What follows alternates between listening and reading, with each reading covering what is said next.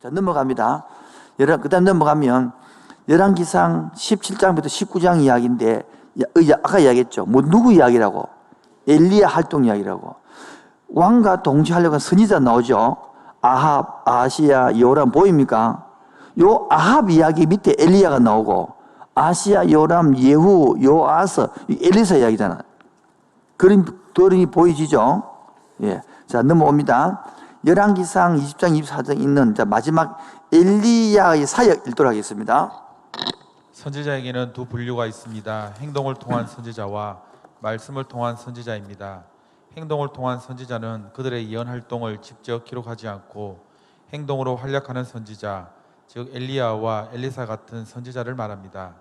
말씀을 통한 선지자는 예언의 말씀을 기록으로 남긴 선지자, 즉 이사야 같은 선지자를 말합니다. 디셉 사람 엘리야는 북왕국에서 활약한 선지자입니다. 그가 활약한 시대는 대략 BC 876년도부터 852년도이고 북왕국에 사악한 아합 왕 시대에 주로 활약했습니다. 이 시대는 북왕국이 아합 왕의 아내인 이세벨이 포악성과 우상 숭배가 극에 달하는 때입니다. 하나님은 역사가 전환되어야 할 시점이라고 판단하실 때 선지자를 보내어 직접 역사에 개입하심을 볼 수 있습니다. 아합의 어두운 통치가 극에 달했다라고 생각되는 시점에 하나님은 엘리야를 보내셨습니다. 그는 갈멜산에서 바알 선지자 450명과 아세라 선지자 400명, 도합 850명과 대결할 정도로 용기와 신념의 열정의 사람이었습니다. 이 갈멜산의 대결은 누가 진정 우주를 창조하고 자연을 주관하는 진짜 신인가를 분명하게 보여주는 것입니다. 바알 선지자들은 헛된 제사를 위해 자신들의 몸만 상했을 뿐이지만 하나님의 사람 엘리야는 놀라운 기도의 응답을 받습니다. 자, 왼쪽에 보면 선지자를 두 분류로 나누었죠. 예? 한 선지자는 행동하는 선지자, 한 선지자는 선지자 나눴습니다. 자, 오늘 봅니다. 오른쪽에 봅니다. 엘리야가 주로 활약한 시대는 언제입니까? 아합 왕 때다 그랬죠. 이때 연도가 BC 876년에서 850년경입니다. 시대상은요, 이세벨이 우상을 가지고 포악한 시대였단 말이에요. 그 다음 또 넘어갑니다. 하나님께서 엘리야를 통하여 가멜산에게 선포한 메시지는 뭡니까? 택해라. 세상을 섬길래 하나님만 섬기래. 요즘 말하면 뭡니까? 돈과 하나님을 택해라 이 말이에요. 돈은 악한 것입니까? 다스려야 되는데 다스려 받는 게 문제단 말이죠. 뭐라고요? 여러분, 저는 그 책을 좀 몇 개 읽는데 보니까 부자일수록 자녀에게 가르치는 것이 돈 버는 법이 아니고 돈 쓰는 법이고, 가난한 사람일수록 돈도 못 벌면서 돈 버림을 가르치더라고. 다시 얘기합니다. 부자들은 책 읽어보니까 자녀들에게 돈 쓰는 법을 가르치더라고. 근데 가난한 사람일수록 지 돈도 못 벌면서 돈 버는 법을 가르치더라. 그렇게 못 벌더라고. 넘어가도록 하겠습니다. 이 말씀은 엘리야가 오늘 우리에게 오면, 만약 엘리야가 알라가 하나님이라면 교회를 떠나 모스크로 가라. 또는 만일 시비누스가 하나님이라면 힌두교로 가라고 말 같습니다. 한마디로 말하면 누구 통치받고 살아라. 누구 통치받고 살아라. 하나님 통치받으려면 뭐입니까? 성령이 민감해야 되거든요. 오늘 성령을 느끼게 되거든요. 성령을 못 느끼고 지식으로 사는 것도 문제고 감정으로 사는 것도 문제고, 지식과 감정이 해서 성령 통치받아야 된다. 그래서 엘리야가 읽어주십시오. 자, 여기 중요한 남문대 사상이 나오는데요. 엘리야는 갈멜산의 승리로 인해 이세벨의 위협이 극에 달하자 그는 40일 밤낮을 걸어서 호렙산으로 도망을 갑니다. 극도로 절망에 빠진 엘리야에게 하나님이 나타나셔서 바알에게 절하지 않는 7,000명의 신실한 자를 남겨두시고 하나님 나라 회복 운동은 계속됨을 엘리야에게 확신시켜 줍니다. 이 남은 자 사상은 바울에게도 중요한 것입니다. 이것은 바로 관점 3를 보여주는 것이기도 합니다. 하나님 나라는 언제나 하나님이 주도하시며 섞이지 않는 신실한 하나님의 사람들에 의해 이루어져 가는 것을 보여줍니다. 자, 가멜산에서 승리한 결과 엘리야에게 닥친 일이 뭡니까? 이세벨이 죽이려는 거예요. 잘 보세요. 여러분, 엄청 큰 일이 이루어졌으면 그 다음 하나님 도와주려 생각하는데 거꾸로 반대 일이 옵니다. 여러분이 하나님이 일을 마음하려고 마음만 딱 먹고 나면 활동 안 하는 사탄이 활동을 하는데, 그래서 여러분 마음 먹고 나면 되는 일도 안 됩니다. 그때에 이겨가야 됩니다. 하나님이. 두 번째, 엘리야가 왜 이렇게 지치고 절망했습니까? 죽으려고 그럽니까? 자기 힘으로 하면 될 줄 알았거든. 일쯤 해서 850을 죽이고 나면 사람이 돌아올 줄 알았는데 한 명도 안 돌아왔어요. 우리 같으면 절망을 할까 안 할까? 절망을 합니다. 제가 지금은 아닌데 옛날에 전도사 때에 이렇게 청년들이나 중고등부나 행사를 했거든. 그리고 행사를 하고 나면 그 조그마한 시골에 다 일했는데 또 다음 주에 많이 와야 되는데 똑같이 오더라는 거야. 한 명하고 두 명하고.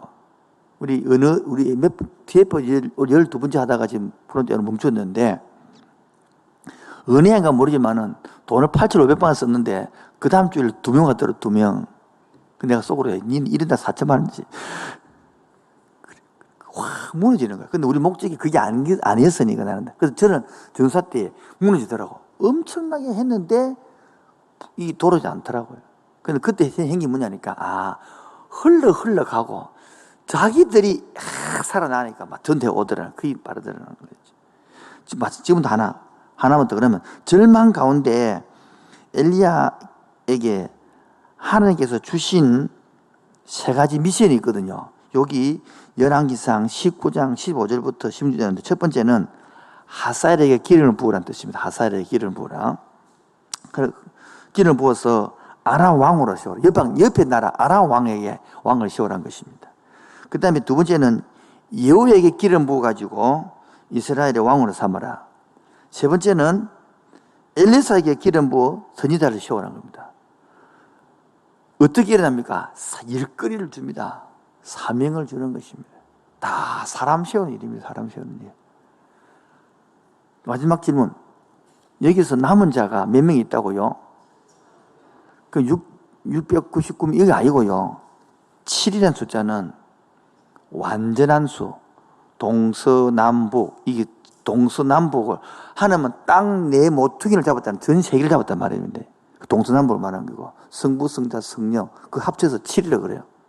천이라는 것은 많다는 뜻이거든. 하나님이 보기에 많은 숫자가 남아있다, 그 뜻이란 말이에요. 지금도 코로나 때문에 말씀을 예배도 안 들은 사람이 있는가 하면 하나님을 경남은 사람들은 영상이라도 더 챙기고요, 묵상이라도 더 하고요, 기도도 더 읽고요. 어떤 사람은 요 6개월 동안에 성경 필사를 한 번 다 했더래. 그렇게 말씀으로 살려는 사람도 있고요, 완전히 막 손 나쁜 사람도 있는 거예요. 그래서 하나님 넘어가서 열왕기상 22장 41절부터 53절, 유다와 이스라엘 계수 때는 타락상, 얼마나 타락하느냐, 이 역대야 10장 20장까지 있는 유다와 통치하고 똑같은 내용인 것입니다. 자, 그 다음에 열왕기하를 한눈에 봅니다. 열왕기하는 흩어져서 고의적인 죄의 비극적인 결과입니다. 뭐요? 이 열왕기하를 세 부분으로 나누면 이해되어집니다. 하나는 북왕국 이스라엘의 연대를 해가지고 엘리야의 예언 활동이 두드러지고 여호 왕 죽음, 여기 10장까지 이야기입니다. 총 25장 이야기인데 10장 이야기 뭐라고요? 엘리야 죽 활동하고 여호 죽음 꼬까지입니다. 그거. 두 번째 뭐냐니까 남북 왕의 교차 연대기입니다. 교차 연대기. 여기 좀 11장부터 17장이 이러면 조금 이제 복잡한 것입니다. 근데 마지막은 또 뭐냐니까 남왕국, 북쪽 끝나붙잖아요. 남쪽은 남잖아요. 열왕기 하라. 자, 보겠습니다. 자, 정식입니다. 열왕기상은 두 가지, 11장 기준으로 열왕기상 앞부분 누구 이야기? 누구 이야기? 솔로몬 이야기. 열왕기하 12장부터는 무슨 이야기? 남북 나눠졌는데 넉 장 빼고 난 것은 누구 이야기다? 엘리야 이야기다. 끝. 다시 한 번 더. 열왕기상은 두 개만 하면 됩니다. 하나는 11장 이전까지 해가지고 누구 이야기? 솔로몬 이야기. 그 12장부터는 앞에 나오는 어떻게 북쪽 나눠진 이야기를 해주고, 그 남북 이야기 넉장 해주고, 석장 해주고 난 다음부터는 17장부터는 누구 이야기다? 엘리야 이야기다. 자, 그러면 11개 하도 딱 세 등분 나누면 됩니다. 10장까지는 무슨 이야기다? 엘리사 이야기고 예후 이야기입니다. 그 다음에 11장부터 17장까지는 남북 왔다 갔다 7장이 복잡한 거야. 단위 복잡한 게 아니고. 그 다음에 18장부터는야, 북쪽 끝나시니까 남쪽 참 쉽지. 다시 하겠습니다. 자, 11개 하면 몇 가지? 3가지. 11개 상은 2가지. 다시 한번. 11개 상은 11개 하는 11개 상은 중간에 뭐다? 11장이다. 앞쪽은 누구 이야기다? 솔로몬 이야기다. 뒤에 장은 12, 13, 14, 15 이게 뭐냐? 여기 남북 이야기 나오고 그 다음에 17장부터는 뭐 이야기다? 엘리야 이야기다. 안 어렵단 말이야. 여러분 이거는 너무 쉬운데 읽으려면 어렵기 때문에 지금 등식이 준단 말이에요. 유나 안 어렵지 아니? 예. 그 박사하고 그 공부 다 하시는 분이 요 항만 공부만 끝나면 될 것들을 이 공부 안 해가지고 그래 지금까지 그래 계속 왔다리 갔다리 성경부터가 떨어지지 말고. 그 다음에 11개 하는 몇 등분? 3등분 한다. 1장부터 10장까지 이야기 누구 이야기? 엘리사 10가지 12가지인가 뭐 기적 일으키는 거. 그리고 예후가 예언대로 맞고 죽는 이야기죠. 끝나죠. 그 다음에 11장부터 17장까지가 북쪽, 남쪽 막 왔다리 갔다리 왔다 갔다. 그게 여기 좀 복잡한 거라. 복잡한 게 위해서 적어놨다. 여기 아까 적어놨잖아요. 그 다음에 18장부터 25장까지는 북쪽 망했으니까 남쪽밖에 없으니까 완전 쉽지 뭐. 끝. 다시 한번. 머리 박아버야 돼. 11개 상하는 쉽다 어렵다. 이제 어떻게 씻느냐? 11개 상은 몇 부분 나눈다? 몇 기준이 뭐다? 11장이다. 앞쪽은 얘기 누구 이야기다? 솔로몬 이야기다. 뒤에 12, 13, 14, 15, 16만 뭔 이야기다? 남북 왔다 갔다 좀 한 이야기 나오고 17장부터 누구 이야기다? 엘리야 이야기다. 끝. 자, 11개 하는 몇 등분 한다? 3등분 한다. 1장부터 10장까지 누구 이야기다? 엘리사 이야기고 조금 있는 9장, 10장에 있는 예후 이야기고 그 다음에 있는 11장부터 17장까지는 무슨 이야기다? 남쪽, 북쪽 왔다리 갔다리 여기 제로 여기시 그 다음에 끝나고 나면 북쪽 망했으니까 이제 남쪽이 뭡니까? 남았다. 이게 끝이란 말이에요. 요거만 되는데 요거를 몰라가지고 한국계 성도 전체가 헷갈립니다. 현체가 다시 왜냐? 요 해나 또 까먹보더라고요. 내가 성경 30년 가르치는데 똑같더라고. 다시. 11개 상은 상하는 쉽다 어렵다. 11개 상하는 쉽다 어렵다. 어떻게 했냐? 상은 몇 부분 나눈다. 기준이 뭐다? 11장이다. 앞부분은 무슨 이야기다? 솔로몬 이야기다. 뒷부분은 12, 13, 14, 15, 16까지는 왕되고 왔다리 갔다리 하는 이야기들. 한 4대 5대밖에 이야기 없단 말이에요. 그 다음에 다 누구 이야기다?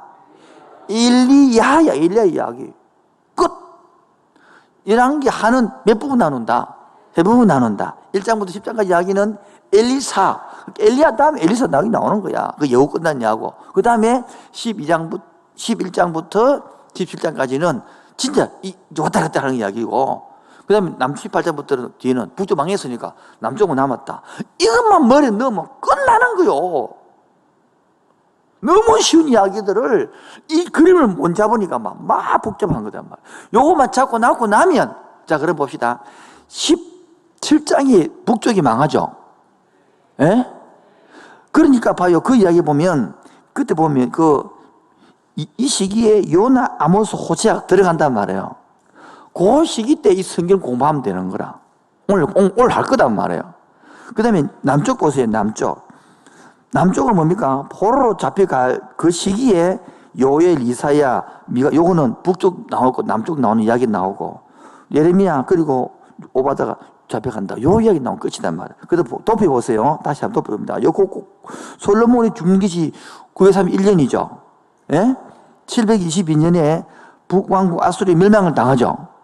남쪽이요 580년 유다가 망하죠. 요거만 끝이 됩니다. 자, 유 목사님 줄거리 따라 쫙 읽으면 끝입니다. 끝까지 읽습니까? 계속 읽습니까? 열왕기하는 상권에 이어 계속해서 남북 왕조의 죄악성을 보여주면서 결국 멸망당함으로 끝을 맺게 됩니다. 열왕기하는 엘리야가 승천하면서 그 선지자 자리를 엘리사에게 인계하는 것으로부터 시작합니다. 엘리사의 사역은 북왕국의 아시아 제위 기간에도 계속되었으며 엘리사는 엘리야가 땅으로부터 하나님의 존전으로 회오리 바람을 타고 들려지는 것을 목격하고 예언자로서 엘리야의 뒤를 잇게 됩니다.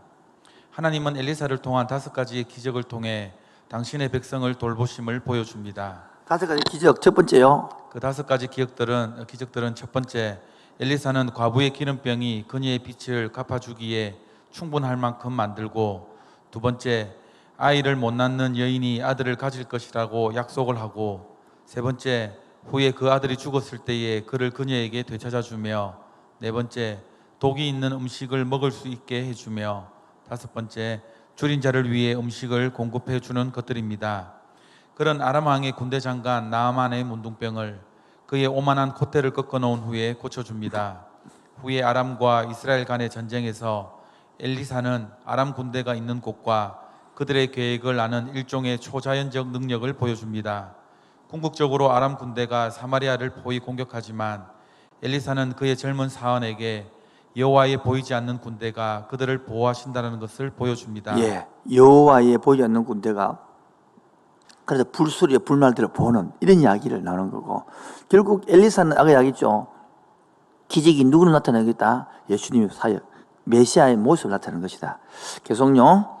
엘리야와 엘리사는 그리스도가 오시기 800년 전에 살았던 선지자들입니다. 그러나 그들의 삶은 신약의 영성과 같은 영성을 보여주며 현대의 신자들은 그들로부터 많은 것을 배울 수 있습니다. 엘리야의 이력은 모세의 삶과 유사한 점이 많으며 또한 그는 선지자적 전통의 연속성을 제공하면서 모세와 후대 8세기 때 선지자들을 연결시켜 줍니다. 모두가 악했던 이스라엘 왕들은 그 나라를 파멸로 이끌었으며 BC 722년에 북왕국은 아수르에게 멸망당합니다. 유다 왕국은 그 뒤 135년간 지속되었으나 그 후 BC 597년에 바벨론의 느부갓네살이 예루살렘을 공략하고 인구의 대부분을 사로잡아 갔습니다. 사마리아의 멸망과 예루살렘의 멸망 사이에 선한 왕 히스기야와 요시야 그리고 악한 왕 므낫세와 아몬은 각각 남왕국의 운명에서 자신들의 역할을 수행했습니다. 요시야 왕 때는 성전에서 우연히 발견한 율법책을 기초로 하여 광범위한 개혁이 진행됩니다. 열왕기하 22장 23장에서 이 율법책에 대해서 말하고 있는 것에 비추어 볼 때 그것은 아마도 신명기였던 것 같습니다. 요시야는 이교 신상들을 없애고 하나님의 언약에 대한 그 나라의 헌신을 새롭게 하며 유월절을 다시 지켰습니다. 하지만 예루살렘 멸망 이전에 있었던 마지막 네 왕들은 모두 악했으며 그로 인해 그 땅에 내린 여호와의 심판을 피할 길이 없었습니다. 열왕기하는 25장 719절로 되어 있고 신약의 직접 간접으로 26번 인용되며 이스라엘 역사 중 BC 853년부터 560년까지 약 293년간의 일들을 기록하고 있습니다. 예, 293년, 약 300년간을 적어놓은 것이 뭐다? 분열왕국 시대다. 뭐라고요? 통일왕국 시대는 몇 년? 120년. 분열왕국 시대는 300년. 그러니까 720년 하니까 한 160, 70년이 북쪽이고 남쪽이 120, 30년이고 남쪽이 합쳐가지고 300년 기간 대충 하면 아시겠죠? 지금 왼쪽 자란 나기 좀 읽어봐야 됩니다. 자란 나기 읽어봐야 됩니다. 계속 읽으십시오. 자란 나기를. 열왕기 하에서 남북 각각 왕조의 왕들이 어떻게 하나님 앞에서 패역한 모습을 보였는지 유의하면서 우리가 읽는 관점에서 그들의 패역함으로 인한 하나님의 마음을 읽어보세요. 왕의 선악의 평가 기준은 다윗 왕의 모범입니다. 이것은 유다 왕조가 다윗 왕조를 계승하며 정통성을 갖기 때문입니다. 영적으로는 다윗 왕의 믿음이 그 기준 역할을 합니다.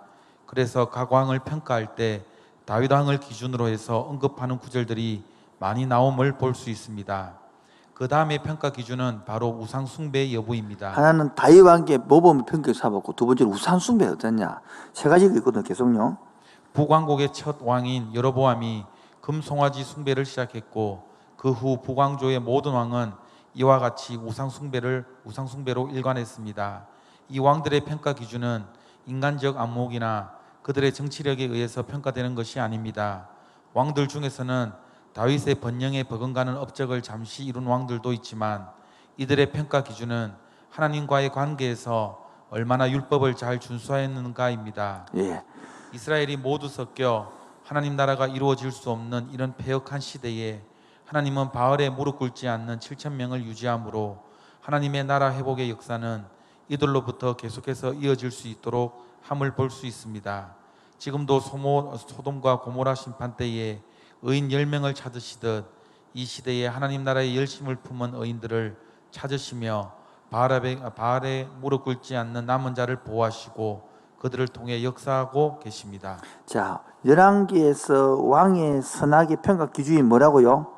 하나는 다윗을 기준으로 하는 것, 또 하나는 우상 숭배를 어떻게 하느냐, 세 번째는 얼마나 율법을 가지고 하나님께로 가느냐 이잖아요. 여기서 남은 자는 말씀을 따라 사는 사람이죠. 그럼 마지막 질문입니다. 여기서 그럼 여러분, 이 시대에 남은 자가 누굽니까? 내가 남은 자입니다. 이걸 팍 와닿아야 말씀이 확 살아나는 거예요. 누가 남은 자라고요?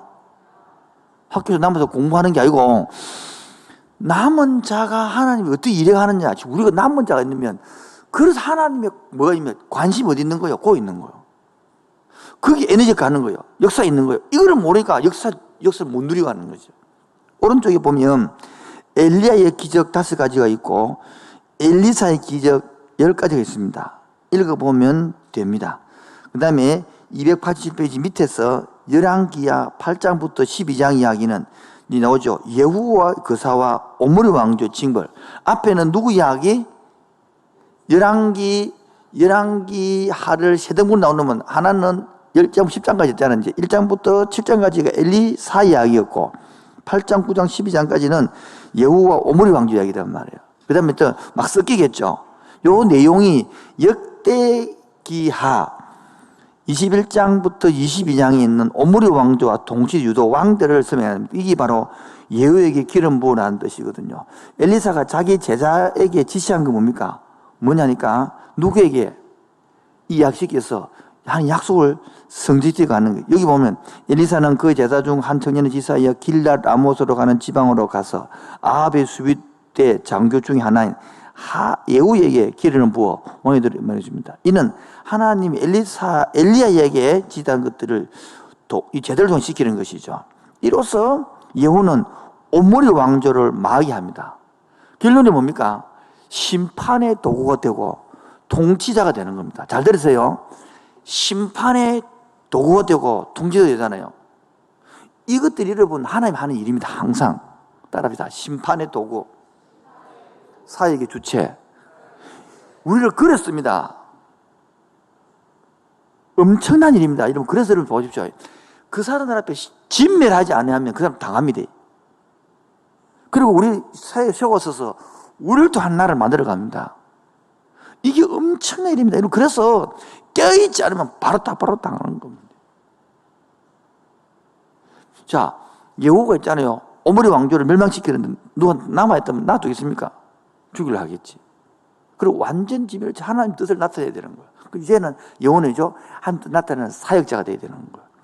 그러니까 열왕기야 13장부터 14장은 이스라엘 백성이 우상 숭배했던 우상들이 너무 많습니다. 자, 거기에서 두 번째 딸부터 읽어주십시오. 하나님은 이미 신의 산에서 이들의 문제를 간파하시고 법을 주실 때 제일 먼저 우상 숭배를 금하는 법을 주셨는데 이들은 이것을 무시하고 있었습니다. 오늘날 우리는 이런 우상을 섬기지 않는다고 우리가 우상 섬김으로부터 자유스럽다라고 생각하십니까? 성경이 말하는 우상은 여기서 말하는 이런 우상만을 말하는 것이라고 생각하면 안 됩니다. 십계명의 제1계명은 너는 나 외에 다른 신들을 내게 있게 말지니라고 했습니다. 나 외라는 표현은 영어 성경은 before me입니다. 즉 하나님 앞에라는 말입니다. 오늘 우상은 무엇이든지 하나님 앞에 있는 것을 말합니다. 그것이 무엇이든지 우선순위가 하나님보다 앞서면 그것은 바로 우상이라는 사실을 알아야 합니다. 예, 거기에 비포 밑에 있잖아요. 이걸 고신에서는 이제 영어를 안 쓰고 헬라어를 써서 코람데오, 하나님 앞에서. 히브리어로 써서 코람데오, 적으십시오. 코람데오. 고신다교 한 표지석이 코람데오 적어놨어요. 누구 앞에서? 이거만 의식만 해도요. 이거 의식하면 딱 두 가지 떠오릅니다. 치유되는 사람과 아픈 사람의 두 개 떠오릅니다.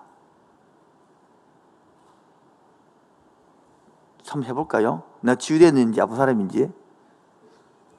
간단한데 코람도 이러면 아이고 하나님 똑바로 본 사람이 미안다. 이 아픈 사람의 특징이요. 코람도 이러면 하나님 나를 이만큼 사랑한다. 이 치유되는 사람입니다. 똑같은 단어를 던지는데 눈 눌리보고 눈 살아다 본다는 거예요. 엄마 이러면 좋다. 엄마 혼난다고 조심해라. 이런 사람 다르단 말이에요. 아빠 이러면 보호해주는 사람 아빠 무섭다 조심해. 이 다물어. 띠바라 관계돼야 되는 거예요. 그래서 밑에 봅시다.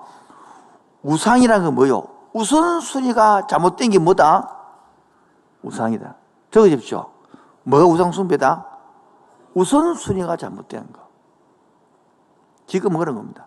보십시다. 하나님보다 자녀가 앞서면 이 우상숭배. 하나님보다 직장이 앞서면 우상숭배. 하나님보다 내 건강이 앞서면 우상숭배입니다. 하나님보다 물질이 앞서면 다 이래 되는 거예요. 이런 것들이 지금 제대로 하나님 다음으로 가야 되는데 하나님 앞서가 본 거잖아요. 어느 사람은 결혼이 우상숭배였습니다. 저는 교회 부흥이 우상숭배였습니다. 하나님 다 앞섭니다. 그러면 안 됩니다. 요즘은요 건강 우선순위 많습니다. 여자들만 전부 다 다이어트 한다고 막. 그 우상숭배 다 그런 것들은 하나님보다 앞서면 다 우상숭배다. 그 오른쪽에 보면 이스라엘 백성이 숭배한 이방 신들이 나옵니다. 아드람 멜렉 해가지고 전쟁 사랑의 신, 아남 멜렉 자녀를 희생점을 요구함, 아세라 바알의 아내 쭉 나오죠. 쭉 이런 거 보면 이제 성경 이름을 다 알 수 있는 거예요. 이 구들도 적어놨습니다. 이게 11개 하에 다 신들을 지금 이런 신들이 다 나옵니다. 누가 이런 만들어냈습니까? 솔로몬에 있는 부인이 다 데리고 온 겁니다. 우상 박람회를 만들어 봤습니다. 자, 그 다음 역대하 22장 10절부터 25절을 보면 아까 아달라 나오죠. 아까 아달 했잖아요. 아달라. 누구 딸이라고? 이세벨과 아합의 딸이라고.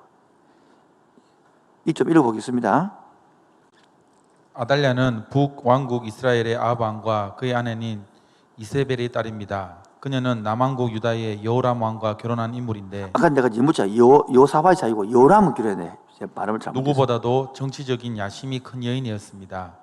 그녀의 남편인 여호람 왕이 죽고 아들인 아하시아 왕까지 예후에 의해 살해당하자 그녀는 자신이 직접 유다 왕국의 왕권을 잡기를 원했습니다. 그런데 아하시아의 아들들 곧 그녀의 손자들 중 누군가가 아하시아의 뒤를 이어 왕이 된다면 그녀는 정치 무대의 일선에서 물러나야만 했습니다. 그래서 아달랴는 법통상 유대인의 왕위를 이어받을 수 있는 아하시아의 계승자 곧 자신의 손자들을 모조리 죽이려고 했습니다. 그녀의 계획대로 그들이 모두 사라진다면 유다의 왕위는 그녀 차지가 될 것이기 때문입니다. 권력의 눈이 어두운 한 인간이 저지를 수 있는 비극의 끝은 어디일까요? 관점 3를 생각하시고 전도서의 지혜를 적용해 보세요. 따라합시다. 이니 뚝 신이고 시작. 보십시오. 하나님의 나라입니다. 자, 보십시오. 지금 이게 어떻게 봐야 되냐면 이 관점 중요합니다. 하나님이 만든 백성입니다. 맞죠? 하나님 만든 땅입니다. 요수가 땅 점령했으니까 하나님 만든 백성입니다. 근데 하는 행동이 뭡니까? 이방 나라 막 썩기 가지고 우상 숭배 썩이고 이렇게 사는 사람들은 선지자 와서 잘못했다. 뭐 잘못했는데? 초점 기준이 뭡니까? 창세기부터 봐야 되는 거예요. 지금 이해되죠? 그리고 지금 아달라 같은 경우에는 뭐하면 계속 하나님의 역사가 끈을 불난단 말이에요. 그래서 요하서 나도 살려내지만은 지금도 마찬가지입니다. 이 세상에 미쳐 살면 하나님의 백성이 하나님의 딸로서 전부 다 살아요. 그런데 세례받고 다 살아요. 그런데 사는 삶을 이렇게 산단 말이야. 그래서 따라서 인이 뚝 신이 고 이 만들어진단 말이에요. 우리가 지금 잘못하면 하나님 세례받고 하나님 있는 교회 생활을 하면서도 전혀 이렇게 살 수 있으니까 눈 떠 깨지는다. 여러분 자꾸 이 줄거리를 알아야 되는 게 아니고 줄거리 내용이 아니고 줄거리는 소중학생이 알 수 있는 초등 그 다음에 조정 뚫고 넘어가면 의미를 얻는 거예요. 이런 거를 신의를 중심으로 가야 되네. 인이 뭉치되겠네. 이런 비참함이 일어나네. 우리가 남은 자로서 어떻게 사느냐? 싸워가는 거예요. 이게 오늘 여러분 싸워가는 거 아닙니까? 오늘도 무더위도 싸웠고 피곤도 싸웠고 오늘도 또 우리가 금요 기도의 시간을 맞이해서 코로나 때문에 못 나오지만은 이 시간 고 얼마나 피곤하겠어요. 이 시간 되면 직장을 마치고 그냥 잠이 쏟아져. 내가 입을 딱 웃기려 하는 거 그래서 좀 깨보려고 하고 괜히 유난히 괴롭히고 했지만은 넘어서 열왕기와 역대기에 하나님 보시기에 정직히 행하여라고 하여 선한 왕 그리고 요 앞에 악을 행하여라고 악한 왕이 왕으로 규정 근거를 볼 수 있는 근거가 뭐냐? 아까 이야기했습니다. 넘어갑니다. 선지서를 읽기 위한 정지 작업이 필요합니다. 읽으십시오. 여기서부터 선지서를 집중적으로 읽습니다. 왜냐하면 그 선지자가 쓰인 시대적 전황이 생겨났기 때문입니다. 성경은 다른 종교의 경전들처럼 추상적이거나 이념적이며 때로는 공허하기까지 한 그런 것들과는 다르게 그 시대적 상황에 임하는 하나님의 말씀이기 때문에 성경은 역사적 근거 위에 쓰여진 것입니다. 줄 것입시오. 그래서 그 시대의 상황에 임하는 하나님 말씀이기 때문에 성경 역사는 근거. 그래서 제가 좀 설명하고 넘어가겠습니다. 이사야서를 왜 이해 안 되느냐? 이사야서는 배경이 모르는데 예레미야가 왜 안 되느냐? 예레미야서는 배경을 모르니까 안 되는 거예요. 여기 똑같습니다. 신약에도 바울이 1차 전도여행, 2차 전도여행, 3차 전도여행 하고 난 다음에 그래서 1차, 2차 보내면서 전도여행 하고 난 다음에 2차 있으면서 갈라디아와 데살로니가 썼잖아요. 배경을 모르니까 이해가 안 똑같은 거예요. 예레미야가 왜 예레미야 지금 하고 있는데 예레미야가 없는데 큰 그림을 보니까 북쪽 벌써 망했고 남쪽도 망하기 일부 직전이라. 일부 직전인데 1차 벌써 뭐요? 1차 포로로 잡혀갔어. 605년에. 누가? 다니엘이. 2차도 뭡니까? 에스겔 잡혀갔어. 3차 남한 상황에서 지금 그걸 계속 이야기하고 있는 거거든요. 그래서 이게 1차 포로로 잡혀갈 것인지 2차, 3차가 그때 보여야 되고 그때 시드기가 시드기가 있으니까 3차 때 남아있네 지금요. 그리고 어제 아기 묵상할 때는 시드기야 11년 4월 7일인가 8일에 포로 잡혀가는데 시드기야 10년째단 말이야. 아이고 1년도 안 남았네. 그때 이 감옥에 가봤는데 시대들이 같이 있는 거라. 그때 아나도스 밭을 사라고 이야기한다. 이런 배경을 알아야 와닿는데 배경을 전혀 모르니까 왜 고향에서 왔노? 시드기야 10년째가 뭔데? 시드기야 10년째라고 해서 11년째 망한다. 잡혀가 죽는데 이런 배경이 돼야 그래서 자꾸 열왕기상하가 중요합니다 그런 거. 그래서 구절구절에 오늘 나중에 소개하겠습니다만은 그 배경 때문에 한단 말이에요. 계속요. 그래서 선지서는 그 시대의 배경을 알고 읽어야 그 시대에 임하는 하나님의 말씀을 이해할 수 있고 그래야 그 말씀의 현대적인 의미를 파악할 수 있습니다. 예언자의 히브리 원어는 나비, 즉 입이라는 말입니다. 하나님의 입이라는 말입니다. 선지자는 예언자로서 즉 말을 대신 전하는 대언자이지 예언자 즉 미래를 예측하여 말하는 점쟁이라는 말이 아닙니다. 꼭 들고 싶죠. 예언자 그러면 자꾸 예언해 달라 그러거든요. 이는 점쟁이를 만들지 마시고 목사를. 그런데 좀 가지도 마시고. 근데 예언자 우리 속성이 기도받고 예언받고 싶잖아요. 그게 바로 유혹의 손길입니다. 그렇게 해주는 교회를 가지 마세요. 그래 해주는 목사를 만나지 마세요. 왜? 속는 길입니다. 저도 잘해줄 수 있습니다. 하면. 그래 하는 순간 하루 끝납니다. 거짓 선지자 속지 마시고 예언은 그런 뜻이 아니고 여기 적어놨어요. 계속요. 예언자를 영어로 프로펫이라고 할 때 프로의 접두어는 앞이라는 뜻이기보다는 무엇을 대신하다라는 뜻을 가집니다. 예, 대신하는 뜻입니다. 즉 따라서 예언자는 누구를 대신하여 말하는 자를 말합니다. 이 말은 선지자는 하나님의 말씀을 받아 대신 전하는 자로서 자신의 생각과 견해가 담긴 자기의 말을 하는 것은 아니고 오직 하나님의 말씀만을 대언합니다. 하나님의 말씀이 그들에게 임하기 때문입니다. 선지서를 읽을 때 여호와의 말씀이 임하여 나 여호와의 말이니라 또는 이는 여호와의 말씀이니라라는 구절은 바로 이들은 하나님의 말씀의 대언자라는 것을 강조합니다. 적으십시오. 대언자가 되는 거야. 저는 이런 게 어떤 이게 이제 이해해 주실 것 같아요. 어떤 집에 가면 막 강력히 주는 말씀이 있어요. 어떤 집에 가면 아무 말을 안 줘. 그러면 이제 뭡니까? 찾아야 되는 걸 내가. 어떤 집은요, 막 축복이 막 흘러 나오는 집이 신방을 가면 어떤 집은 자꾸 말문을 맞춰서 자꾸 그런 게 있단 말이에요. 그래서 제발 여러분 그 개업 예배 드릴 때 다 해놔놓고 부르지 마세요. 다 만들어 놓고 축복해 주세요. 그러면 다 망할 것 같은 느낌이. 그게 뭔 짓입니까? 하나님께 묻고 준비해 가야 되는데 목사는 모시면 축복이 돼달라. 축복되는 게 아닙니다. 오늘 거꾸로 가서 목사가 축복 못 해주고 더 내가 조심하고 있다니까.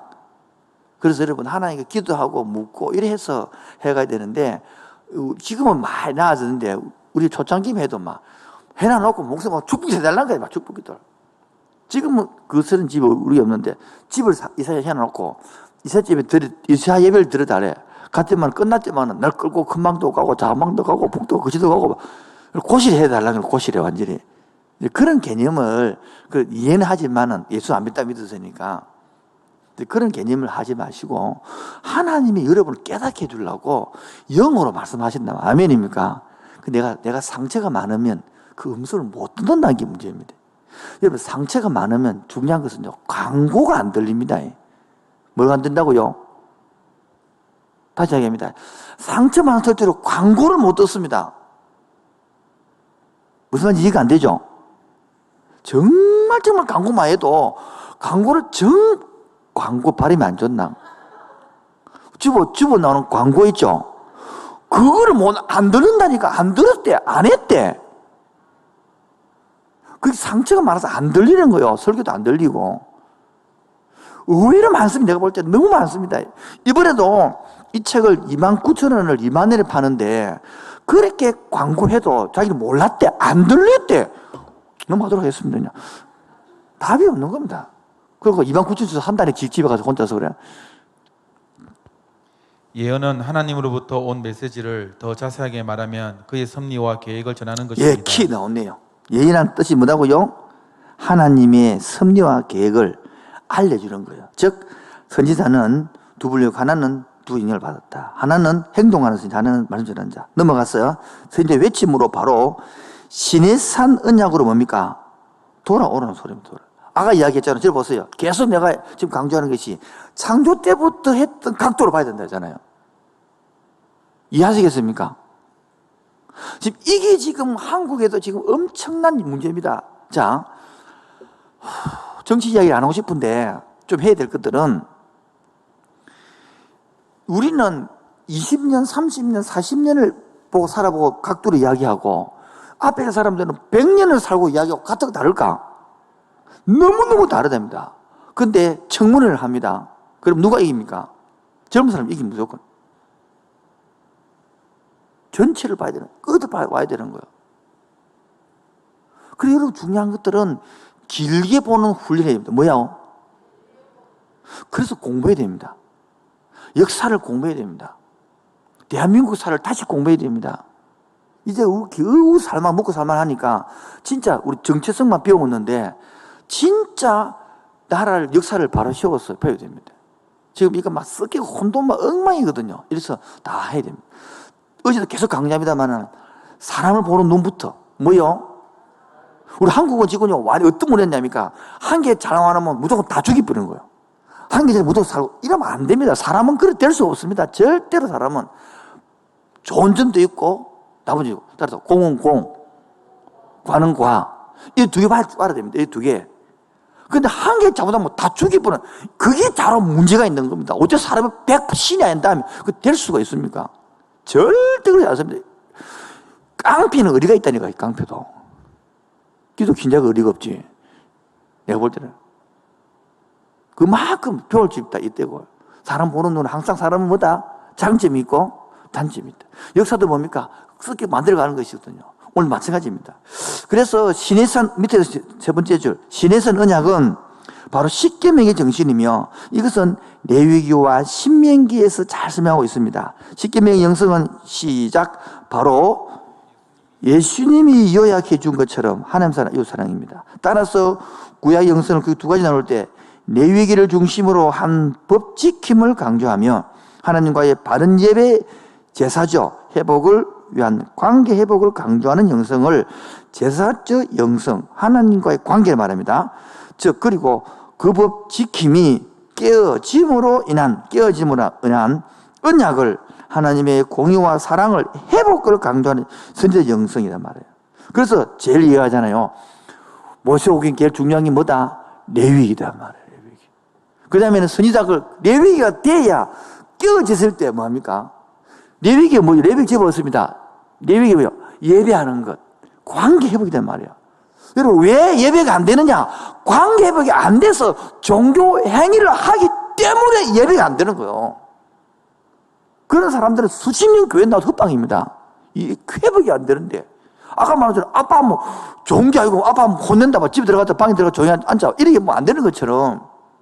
그 다음에 관계가 되는 상황에서 그 관계를 깨어지고 틀어질 때에 그래서 선지자가 회복한 이 선지자 개념인데 관계 자체를 모르니까 선지자는 계속 나쁘게 그렇게 선지자 설교를 못 한다니까요.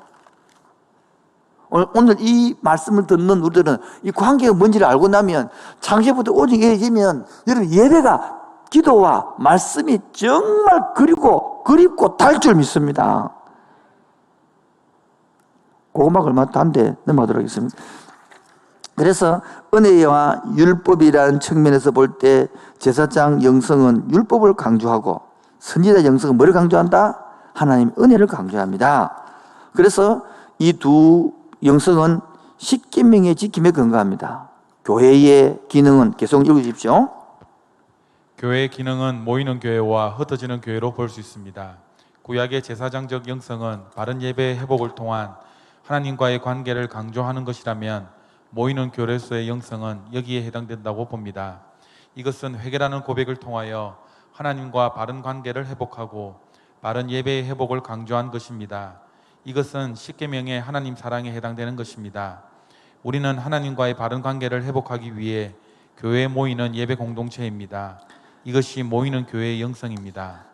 선지자적 영성은 이 사회를 향하여 그리스도의 복음을 전파하고 그곳에 하나님의 공의와 사랑에 의한 그리스도의 문화를 세우는 기능을 감당하기 위해 교회가 세상으로 흩어지기를 강조하는 영성, 즉 흩어지는 교회로서의 영성에 해당된다고 봅니다. 이것은 십계명의 이웃사랑 정신이고 복음 전파를 통한 그리스도의 문화를 세움으로 사회개혁을 강조하는 영성입니다. 예, 사회개혁 강령성. 하나 질문하겠습니다. 제사장 영성은 뭐를 강조한다고요? 율법을 강조합니까? 사랑을 강조합니까? 율법을 강조합니다.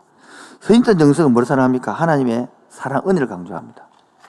함께하는 교회는 지금 뭐를 강조하겠습니까? 예? 살아라잖아요. 삶을 강조하잖아요. 아닌가요? 살아라 못 사는 율법처럼 느껴지는 거예요. 관계가 안 됩니다. 관계가 돼야 뭡니까? 은혜를 압니다. 그러니까 은혜가 없대. 관계가 안 됐다는 뜻입니다. 그 사람은 종교인이라는 뜻입니다. 은혜는 관계가 돼야 율법으로 살아보고 안 살아질 때 용서가 나오고 은혜가 되는 거예요. 차 운전도 못하는데 무슨 교통사고 나고 차 운전도 못하는데 무슨 기부사고를 냅니까?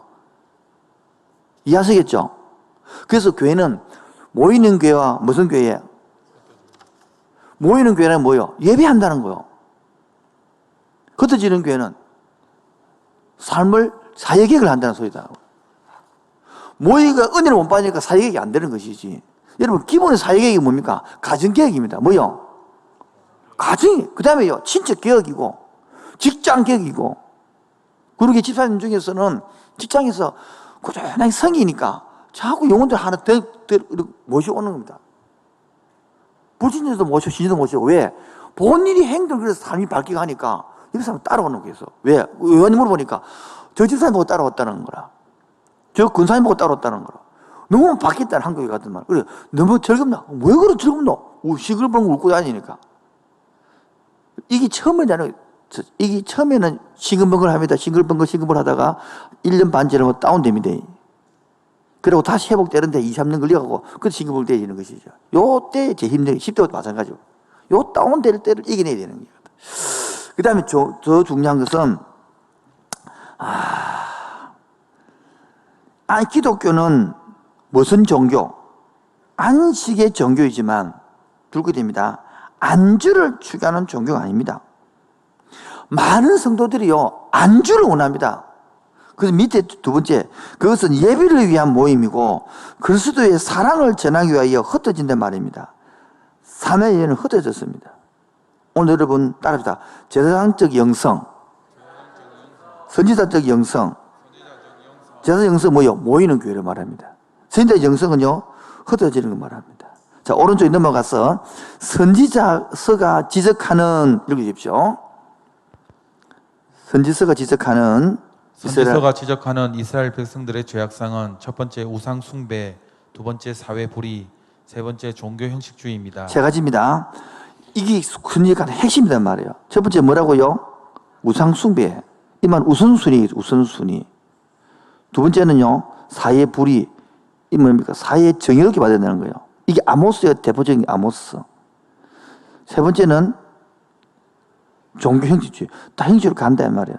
여러분, 사회 정의를 만들기 위하여 여러분이 섬기고 인물해야 됩니다.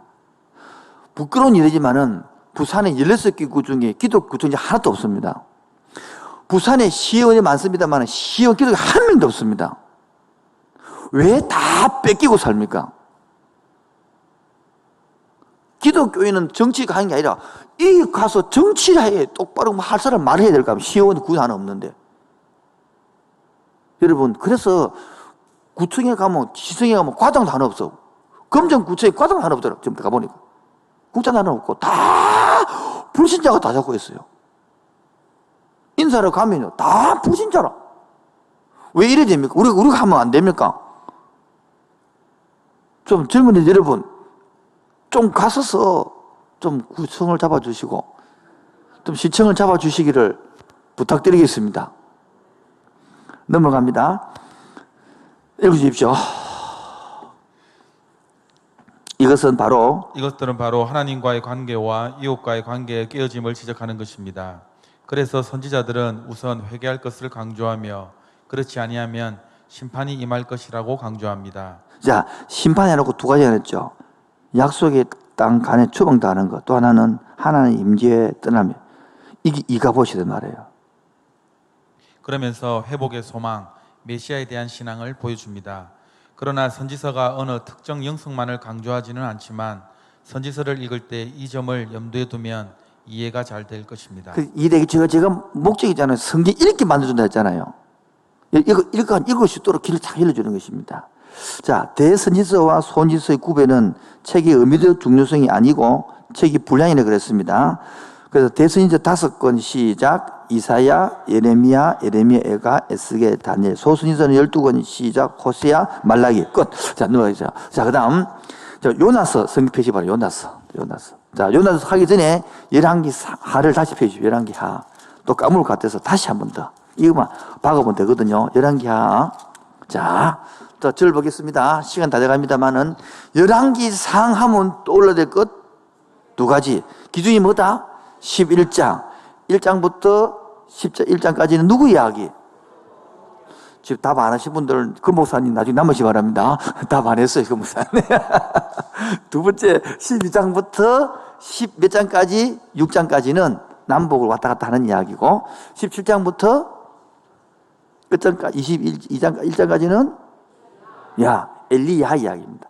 열왕기상 하면 떠올라올 것이 세 가지다. 하나는 1장부터 10장까지 누구 이야기? 엘리사. 그 다음에 예후 이야기고요. 그 다음에 11장부터 17장까지가 뭐다? 남북 왔다 갔다 하는 이야기고, 그 다음에 18장부터는 남쪽 이야기다. 책 뺐어요. 이제 열왕기하 점검하겠습니다. 11기 1장 1절. 아합 왕이 죽은 후에, 아합 왕이는 아까 이야기했잖아요. 죽은 후에 모압이 이스라엘 배반하였더라. 아하시아가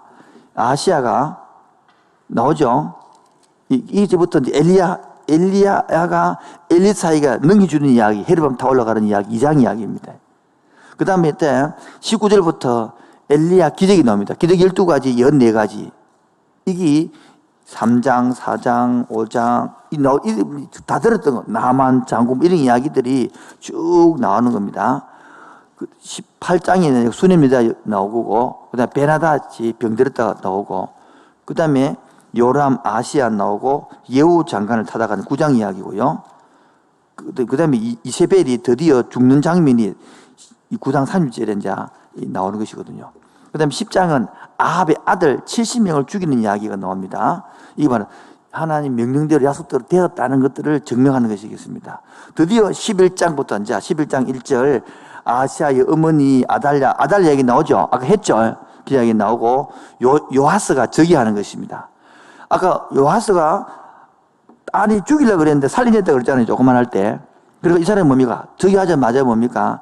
왕이 될 때가 21절부터 11장 21절에 요하스가 뭐 왕이 돼가지고 몇 살입니까? 나이가 70대에 살리는 거예요. 그다음 12장은 그다음에 요시아가 성전 수리하는 장면이고, 13장은 요하스가 나오고죠. 그다음 제일 중요한 것은 시간이 없어서 못 하는데, 엘리사가 쭉 끊어졌는데 엘리사의 병과 죽음이 한 번 더 나온 것이 13장 20절 이야기입니다. 다음에 설교할 것인데요. 엘리사가 죽으니 그를 장사하였고 해가 바뀌며 모압 도적대들이 그 땅에 온지라. 마침 사람을 장사하는 자들이 그 도적대를 보고 그의 시체를 엘리사의 묘실에 던지며 시체가 엘리사의 뼈에 닿자마자 곧 해생하여 있었더라. 그만큼 엘리사를 뭡니까? 영향을 미치고 있다. 이 나타내는 것입니다. 다음 요 의미들은 여기 바로 부활에 나타나는 모습들처럼 표현한 거 아니겠습니까? 그 다음에 아까 이야기했죠. 10장부터 17장까지 왔다 갔다 하잖아요. 14장도 역대하 이제 아마사 왕 이야기고, 15장은 아사라 이야기고. 자, 14장 29절 찾았습니까? 29절 여로보암이 그의 조상 이스라엘의 왕 한참도 그 스가랴가 왕이 돼. 호시아 읽기죠. 호시아 읽기. 뭐 읽기요? 자, 14장 23절. 유다 왕 요시아의 아들 아마사 제15년에 이스라엘의 왕 요아스의 아들 여로보암이 이세를 여기 적어서 이세, 여로보암 2세거든. 여기요. 1세가 있고 2세 됐단 말이에요. 이세가 사마리아에서 왕이 되어 몇 년을 41년을 다스립니다. 그 다음 24절.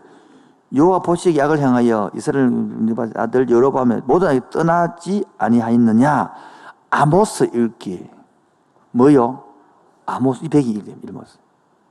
그 다음에 25절. 읽어주십시오. 요때 요나 읽어요. 요나.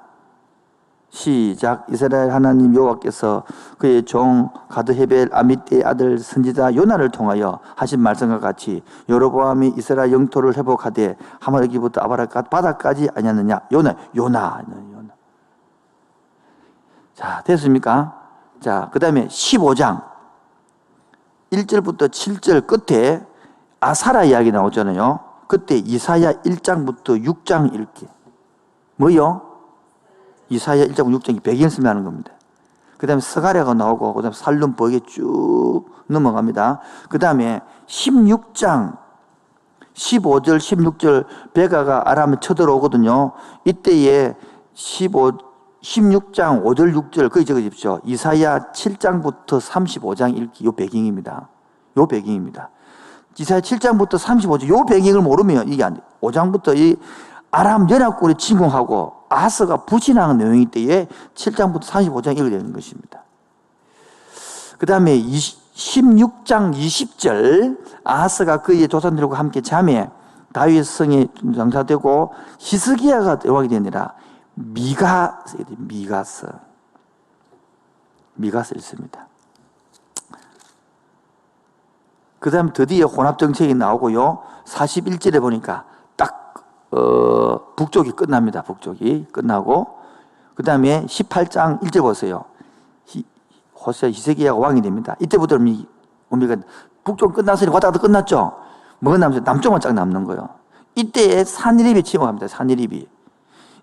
그래서 13절, 18장 13절부터 그 밑으로 읽을 될 것이 이사야 36장부터 39장 읽어야 됩니다. 그때. 오늘 이사야서 읽으신 배경 다 아는 겁니다. 36장부터 39장 읽어야 됩니다. 이게 아수르, 히스기야, 산입하고 랍사게 사고 나오는 그 배경이 되는 것입니다. 자, 그 다음에 19장, 히스기야가 기도 부탁하장 나오잖아요. 거기 19장 7절 끝에요. 적으십시오. 10편, 46편, 91편. 이때에요. 히스기야가 편집한 기거든요. 여기 10편, 46편, 91편. 그래서 아수르가 위협이 한 내용이 나와 있습니다. 그 다음에 하나만 더 합시다. 28절, 19장 28절, 제가를 입에 물려 너를 오던 길로 끌어돌이게 하시나이다 해가지고 10편, 75편, 115편, 10편, 75편, 115편. 요때 읽으면 시편이 이해가 되어집니다. 그 다음에 34절, 내가 나와 나의 종 다윗을 위하여 이 성을 보호하여 구원하려 하셨나이다. 10편 66편 있습니다. 10편 66편. 그 다음에 35절에 군사 18만 5천 명이 친지라 아침 일찍 일어나서 보니 다 송장이 되었더라. 요때 배경이 10편 48편 76편 10편 48편 76편. 그 다음에 20장 2절 히스기야가 낮을 볕을 향하고 여호와께 기도하여 이르되 10편 77편 88편. 이때 배경이 읽습니다. 10편하고 이런 거 다 배경 이제 않으면 이제 이해가 힘들면 왜 이해 알겠죠. 자, 넘어가고요. 그 다음에 이사야서 20장 21절. 이사야서 20장 21절 있습니다. 히스기야가 그 조상들과 함께 자고 그의 아들 므낫세가 왕이 되었더라. 이사야 40장부터 66장. 요거 읽어야 딱 이해가 되는 겁니다. 이사야 다 했습니다. 그 다음부터 끝까지 이제 쭉 나와지는 것이니까요. 자, 넘어갑니다. 그 다음에 한 개 조금 더 하고 마치겠습니다. 자, 예레미야를 읽어야 되는데요. 자, 예레미야 읽기 위해서는 23장 요시아부터 나오거든요. 그 중에서 21절부터 23절 나오죠. 23장 21절 23절에 6월절 회복하거든요. 요때에 10편 81편을 읽어야 됩니다. 6월절을 지켰더라 81편 그 내용이거든요. 그 다음 25절에 보면 23장 25절입니다. 요시아와 같이 마음을 다하며 뜻을 다하고 힘을 다하여 모세의 모든 율법을 따라 여호와께로 돌이킨 왕은 요시야 전에도 없었고 후에도 없었고 그와 같은 자가 없더라. 나훔과 서바냐 읽게 됩니다. 나훔과 서바냐 읽게 됩니다. 요때 요 배경이 읽게 됩니다. 그 다음에 28절 요시아의 남은 사적과 행한 모든 일은 유도한 역대 지략에 기록되지 아니하였느냐. 여기 예레미야 1장에서 6장까지 11장 12장 다 이야기합니다. 예레미야 1장에서 6장까지 11장에서 12장 요 이야기 제공됩니다. 그 다음 32절 이게 요아스 이야기는 요아스 35장 요 보석이 악을 행했다 해가지고 예레미야 22장 10절 12절 요 내용이 똑같이 나오는 요 배경입니다. 예레미야 22장 10절 12절 배경입니다. 그 다음에 35절에 보면 이제 북쪽 왕 지금 18번째 왕이 요야김이거든요. 요야김이 요때에 임금을 바로에게 다 주니라. 그래서 바로 그 누구의 명령대로 그에게 돈을 주기 위하여 나라에게 부과된 백성들이 각 사람의 힘대로 액수를 정하고 임금을 징수하였더라. 여기 예레미야 7장 8장 14장 20장 21장 29장 25장, 26장입니다. 예레미야 7장, 8장, 14장, 20장, 25장, 26장, 35장에서 36장, 45장, 요런 이야기 쫙 여기 적히 모여, 요 배경입니다. 전부 다. 그 다음에 37절, 요야김이 그 조상들과 행한 모든 일에 따라서 요 보식이 악을 행하였더라. 하박국, 호박국, 이거대로. 호박국.